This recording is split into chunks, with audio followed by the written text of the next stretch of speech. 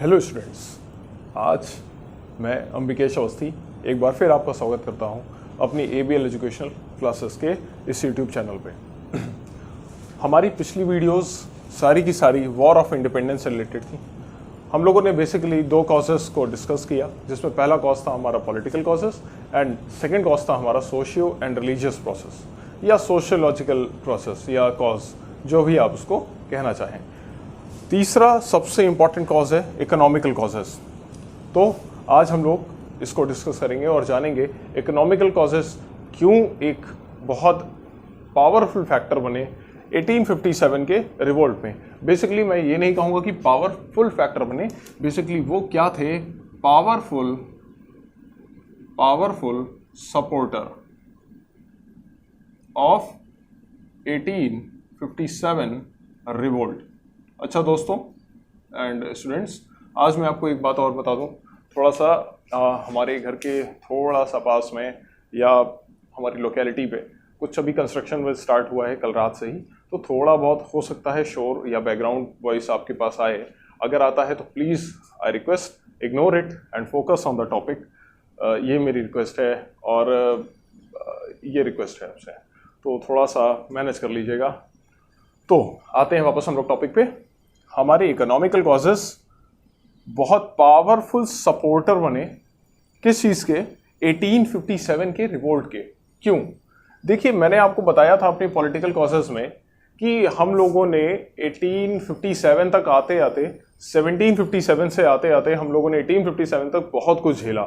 India ने बहुत ज़्यादा झेल लिया और यहाँ के जो सिविलियंस थे उन्होंने बहुत कुछ फेस किया। क्यों फेस किया? बेसिकली अगर हम बात करें तो फेस इसलिए किया क्योंकि 1757 के बाद जो रिवोल्ट हुआ या जो छोटी छोटी वॉर्स हुई, रीजनल वॉर्स हुई, या जो ब्रिटिशर्स ने इंडियंस के साथ लड़ी, वो क्यों लड़ी? भाई देखिए, उनको अपना पावर बढ़ाना था, अपनी टेरिटरी को एक्सपैंड करना था। तो मैंने आपको अपनी पिछली वीडियो में ये भी बताया था कि टेरिटरी एक्सपैंड करने के कई सारे रास्ते थे। तो ब्रिटिशर्स के पास टेरिटरी एक्सपैंड करने के कौन कौन से रास्ते थे? ट्रीटी करते थे वो, और मैरिज तो मुगल्स करते थे, पर ये बेसिकली ट्रीटी करते थे और अलाइंसेस बनाते थे। क्यों बनाते थे? क्योंकि इनके अलायंस बनाने से इनको बिना वॉर किए बहुत ज़्यादा एरिया मिल जाता था।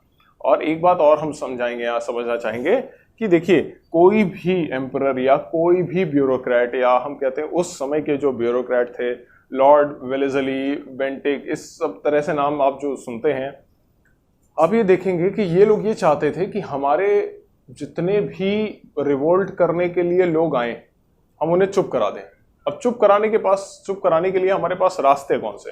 रास्ते ये हैं कि हम उनको बेसिकली क्या करें, कह दें कि भाई ठीक है, हम आपकी सुरक्षा करेंगे।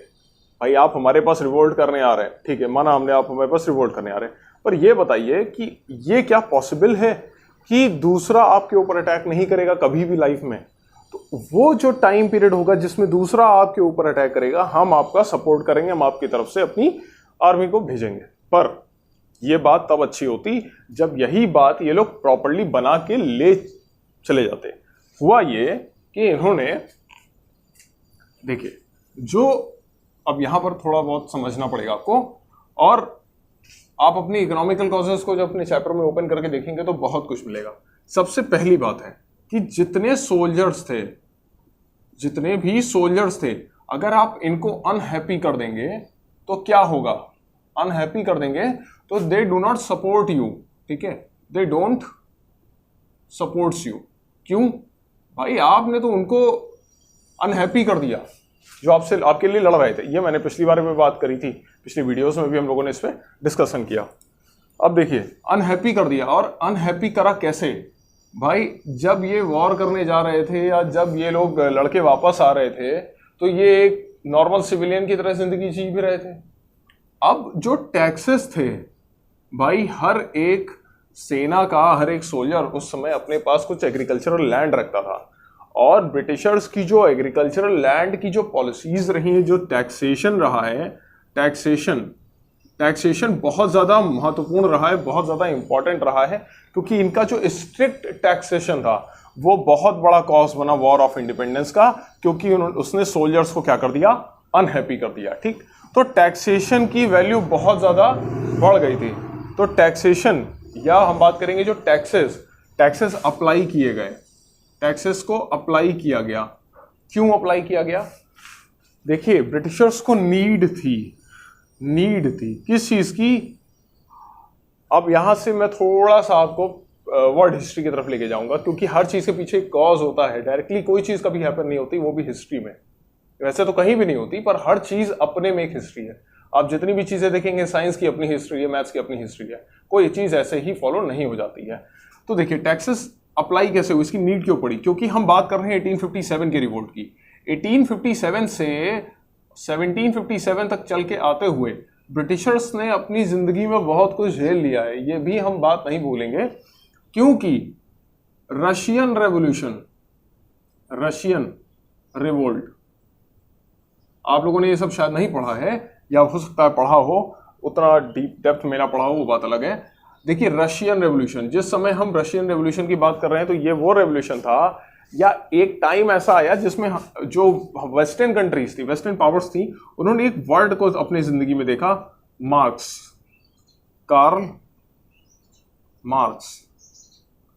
Karl Marx. इन्होंने क्या दिया? मार्क्सिज्म दिया। कार्ल मार्क्स वेस्टर्न यूरोप में या वेस्टर्न पावर्स में एक ऐसे थिंकर बन के आए जिन्होंने ये बात बोली कि ऐसा है, जितने भी लेबर्स हैं वर्ल्ड के, वो सारे के सारे इकट्ठा हो जाएं और लड़ें। किस चीज़ के लिए लड़ें? अपने राइट्स के लिए लड़ें, अपनी जो उनकी पावर चाहिए थी।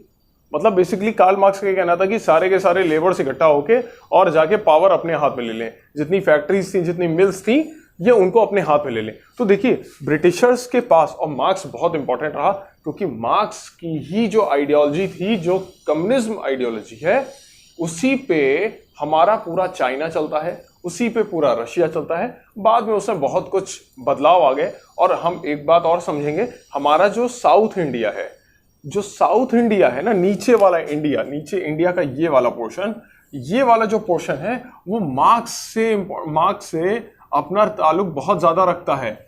क्यों? ये ऐसी बात को सोचते हैं कि भाई गवर्नमेंट नाम की कोई चीज नहीं होती है, गवर्नमेंट हमारे लिए कुछ नहीं कर सकती।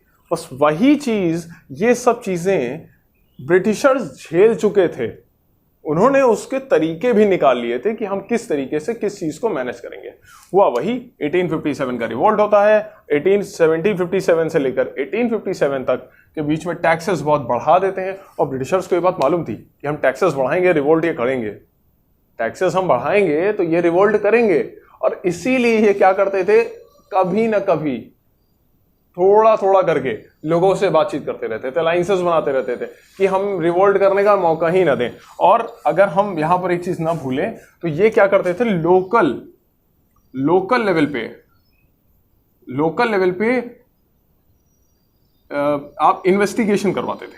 आप समझ लीजिए, इन्वेस्टिगेशन करवाते थे, लोकल लेवल पे इन्वेस्टिगेशन करवाते थे। उससे क्या पता चलता था कि कब रिवोल्ट होने वाला है, कहां रिवोल्ट होने वाला है, क्या करना है। तो इकोनॉमिकल कॉजेज में सबसे इंपॉर्टेंट कॉज बना सोल्जर्स का अनहैप्पी होना। क्यों? क्योंकि टैक्सेस का एप्लीकेशन किया गया बहुत हाई लेवल पे, जमीनें ले ली गई, कहा गया भाई अपनी जमीनें दीजिए। और ये हम डॉक्ट्राइन ऑफ लैप्स में देख ही चुके हैं कि जमीनें हड़प ली गई। तो सोचिए, किसी भी सोल्जर्स की अगर हम जमीनें हड़प लेंगे तो वो सोल्जर हमारा साथ देगा? नहीं देगा। ठीक, अब ये फर्स्ट पॉइंट जो इंपॉर्टेंट था आपके लिए और 1857 के कॉज के लिए। Second most important cause, drain of wealth.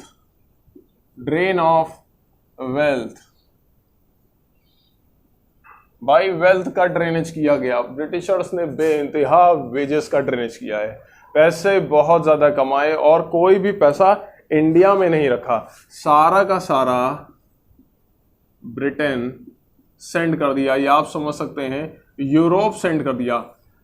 अब आपके दिमाग में यहां पर एक क्वेश्चन बनना चाहिए कि ऐसा क्यों हुआ कि सारा का सारा पैसा यूरोप भेजा गया। देखिए, जिस समय की हम बात कर रहे हैं वो समय है 1850 से लेकर 1857 का। बहुत गौर से सुनिएगा इस बात को, 1850 से लेकर 1857 तक का समय था। इस समय यूरोप में डेवलपमेंट हो रहा था। और डेवलपमेंट में क्या चाहिए? पैसा चाहिए, रॉ मटेरियल चाहिए, लेबर चाहिए, चीप लेबर चाहिए, हर तरह की सुविधाएं चाहिए, तो वही सेम चीज वहां पर हो रही थी। और उसके लिए उनको एक चीज दिख गई कि हमारे पास एक ऐसी कॉलोनी है, बेसिकली इंडिया क्या है, कॉलोनी, ये भी आप याद रखिएगा कि कॉलोनी उस चीज को कहते हैं, कॉलोनी हम उस स्टेट या उस एरिया को कहेंगे जहां पर किसी दूसरे का कब्जा है, पर कैसा कब्जा है, जिसको हम बोलेंगे कि डेमोक्रेटिक कब्जा है या पावर का कब्जा है। मतलब किसी ने हमारे यहाँ आए, कोई हमारे यहाँ आया और उसने कहा हम आपके यहाँ आपके रूल में आपको सपोर्ट करेंगे, या फिर आप सही से रूल कर नहीं पाते तो हम आपका सपोर्ट करेंगे, आपको रूल करने में मदद करेंगे। वही सेम चीज हुई इंडिया में। तो इंडिया ये कॉलोनी था। हाँ, ये भी याद रखिएगा, अफ्रीका भी एक बहुत इंपॉर्टेंट कॉलोनी था ब्रिटिश का, और अफ्रीका और इंडिया को इन लोगों ने जी भर के लूटा है। इंडिया तो बच गया, अफ्रीका रह गया। इसीलिए आज अफ्रीका में बहुत सारी भुखमरी है, आप समझ सकते हैं। वो डेवलपमेंट की स्टेज पार नहीं कर पा रहा है प्रॉपर्ली, डेवलपिंग में भी नहीं आ पा रहा है, वो धीरे धीरे चल रहा है अपनी लाइफ, अपनी जिंदगी जी रहा है, बस किसी तरह काट रहा है, गुजार रहा है। तो यूरोप में डेवलपमेंट हो रहा था, डेवलपमेंट के लिए वेल्थ चाहिए, और वेल्थ का ड्रेनेज कहाँ किया जा रहा था, इंडिया के लिए। और जब हम बात करते हैं इंडिया से वेल्थ का ड्रेनेज किया जा रहा था, पैसा चुराया जा रहा था या लिया जा रहा था, हम यहाँ के रॉ मटेरियल्स की वैल्यू बहुत ज़्यादा जानते थे। पहले हमारे यहाँ बहुत ज़्यादा वैल्यू थी रॉ मटेरियल की, पर क्या हुआ कि ब्रिटिशर्स ने उस रॉ मटेरियल को अपने यहाँ ले लिया। और ले कैसे लिया भाई, आप अपने देश में उसी चीज़ को 10 रुपये में बेच रहे हैं। हमने क्या किया, आपसे वो चीज़ 1 रुपये में खरीदी। और क्यों खरीदी, ये भी इंपॉर्टेंट बात है कि कोई किसान अपना 1 रुपये में कोई चीज़ क्यों बेचेगा। बेचने का रीजन ही यही था कि भैया स्ट्रिक्ट पॉलिसीज थी, आप नहीं बेचेंगे तो आप जिंदा नहीं रहेंगे। और फाइनली यही 10 रुपए की चीज जो आप अपने देश में बेच रहे हैं, वो उस चीज को 3 रुपए में बेचते थे। जनता कहती थी भाई मेरा फायदा ये है बस। पर एक समय ऐसा आया जिसमें जनता को ये बात समझ में आ गई कि नहीं भैया, हम ऐसा नहीं झेल सकते। और उसी समय क्या हुआ, वॉर ऑफ इंडिपेंडेंस हुआ 1857 का। तो next important point, drain of wealth. Basically आपके इकोनॉमिक पॉलिसीज या इकोनॉमिक रिवोल्ट या इकोनॉमिक कॉजेज में 2 बहुत इंपॉर्टेंट कॉजेज थे जो आपको पढ़ने हैं। और अब बस यही सब बातें आपको दिमाग में रखनी है कि इकोनॉमिकल कॉजेज को आप बार बार रीड करिए और आप एक चीज पाएंगे कि जो वेल्थ थी, आप किसी भी देश से अगर वेल्थ को ड्रेन कर लेंगे और वहां के लोकल्स को लाइफ जीने के सपोर्ट ले लेंगे तो वो खुश नहीं रहेगा और फाइनली वो रिवोल्ट कर देगा। दूसरी चीज, ये तो 2 बातें हो गई। तीसरी इंपॉर्टेंट बात जब आती है तो बात आती है कि बहुत स्ट्रिक्ट पॉलिसीज कर दी थी, पॉलिसीज को बहुत ज्यादा स्ट्रिक्ट कर दिया था। क्यों कर दिया था, देखिए ब्रिटिशर्स का एक नियम है, आज भी वो नियम अप्लाई हो रहा है। अगर आप यूएसए की बात करें आज के टाइम पे, करंट यूएसए, यूके तो अब हाल ही नहीं बचा है। वैसे हम यूएसएसआर कहते थे, फॉर्मर रशिया है ये, और आज ये रशिया है, ठीक है। ब्रिटेन हुआ, फ्रांस हुआ, इटली हुआ, जर्मनी हुआ, इन सबको जब आप देख रहे हैं, इनकी पॉलिसीज आज भी आप देखिए कि जो इकोनॉमिकल कॉजेज या इकोनॉमिकल पॉलिसीज है बहुत स्ट्रिक्ट हैं। उसी तरीके से उस समय भी पॉलिसीज बहुत स्ट्रिक्ट थी। और क्यों थी, क्योंकि जो पॉलिसीज जो रिस्ट्रिक्ट करते थे वो इकोनॉमिक्स की पॉलिसीज थी। एक मिनट, क्यों, क्योंकि ये सोचते थे कि पैसे को लेकर अगर हम स्ट्रिक्ट हो जाएंगे, किसी के ऊपर बर्डन डाल देना स्ट्रिक्ट पॉलिसीज का एक तरीका है। जैसे पेट्रोल इस समय अप्रोक्सीमेट 100 रुपीज है, ठीक, चलिए नो फर्दर कमेंट। 100 से 120 हो जाए, दर्द ज्यादा हुआ। जब 80 से 100 हुआ, थोड़ा दर्द हुआ।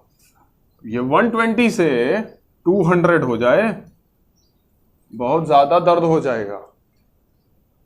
पॉलिसीज स्ट्रिक्ट, 200 रुपीज पेट्रोल, दर्द ज्यादा। तरीका आपके पास क्या है, सिर्फ एक, वो है इलेक्शन आफ्टर 5 इयर्स। कोई ऑप्शन नहीं इसके अलावा आपके पास। लास्ट एक ऑप्शन बचता है, वो है रिवोल्ट। बस वही चीज ब्रिटिशर्स ने करी कि जितनी भी पॉलिसीज वो इकोनॉमिकली ला सकते थे, टैक्सेशन के लिए ला सकते थे, वो लेकर आए, इंट्रोड्यूस करी और बहुत ज्यादा स्ट्रिक्ट कर दिया हालात को। जब हालात को स्ट्रिक्ट किया तो कुछ दिन तक इंडियंस ने थोड़ा थोड़ा मैनेज किया, बट फर्दर आप सबको मालूम है एक घटना हुई जिसने पूरा देश बदल दिया, और वो था 1857 का रिवोल्ट। ठीक, चलिए दोस्तों देखिए, यहां तक आपकी ये 3 पॉलिसीज थी या 3 कॉजेस थे, इकोनॉमिकल, सोशल एंड पॉलिटिकल। एक कॉज आता है जिसको मिलिट्री कॉज कहते हैं। ठीक, थोड़ा बहुत हिंट मैं आपको दे देता हूं, बाकी आप रीड कर लीजिएगा, उसमें बहुत कुछ ऐसा डेप्थ में नहीं है आपके लिए। और जितनी भी इंपॉर्टेंट चीजें होंगी मैं बेसिकली आपको एक नोट्स देने वाला हूं अपने टेलीग्राम चैनल पे, तो प्लीज ज्वाइन करिए मेरा Telegram channel which is ABL educational classes. ठीक, और वहां आपको मैं इस पूरे वॉर ऑफ इंडिपेंडेंस के नोट्स देने वाला हूं। आई होप कि आपको बहुत ज्यादा पसंद आएगा। आपके MCQ बनने के लिए जितने जितने इंपॉर्टेंट पॉइंट होंगे वो वहां पर मार्क होंगे पूरे चारों कॉजेस के। जो नहीं भी इंपॉर्टेंट है फिर भी अगर मुझे लग रहा है आपके लिए इंपॉर्टेंट है तो मैं उसे मार्क कर दूंगा। हो सकता है आपको ना लगे कि वो इंपॉर्टेंट है, पर वहां से MCQ बन सकते हैं। ठीक है, तो आप इस चैनल को ज्वाइन करिए। और